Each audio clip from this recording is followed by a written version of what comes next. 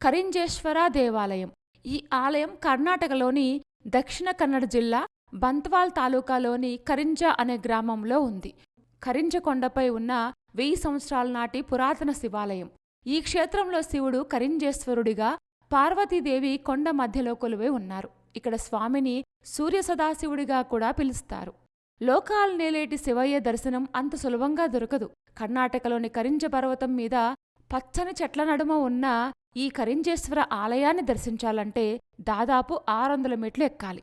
ఈ ఆలయం కరింజేశ్వరలోని కొండ్యమలై కొండల్లో సముద్ర మట్టానికి సుమారు 1000 అడుగుల ఎత్తులో కరింజ కొండ శిఖరంపై ఉంది. సముద్ర మట్టానికి దాదాపు 1000 అడుగుల ఎత్తులో శిఖరం మీద శివాలయం చుట్టూ అందమైన ప్రకృతితో అద్భుతంగా ఉంటుంది. ఈ ఆలయ సముదాయంలో 2 ప్రధాన ఆలయాలున్నాయి.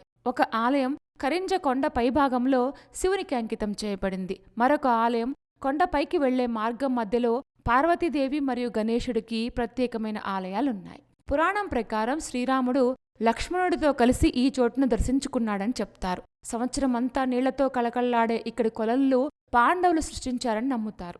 దేవుడికి నైవేద్యం పెట్టాక రోజు కోతుల కోసం ప్రత్యేకంగా భోజనాలు ఏర్పాటు చేయడం అనేది ఈ గుడి యొక్క సాంప్రదాయం. పురాణం ప్రకారం శ్రీరాముడు లక్ష్మణునితో కలిసి ఈ ఆలయాన్ని సందర్శించారు. మధ్యాహ్న పూజ సమయంలో శ్రీరాముడు బియ్యం వండి శివునికి నైవేద్యంగా సమర్పించాడు. నైవేద్యం సమర్పించిన తర్వాత శ్రీరాముడు ఆ బియ్యాన్ని శివాలయం ముందున్న ఒక బండరాయిపై వానరాల కోసం పోశాడు. నేటికి కూడా ఆ బియ్యపు ప్రసాదాన్ని కోతులకు ఇవ్వడం ఆనవాయితీగా కొనసాగుతుంది. ప్రతి మధ్యాహ్నం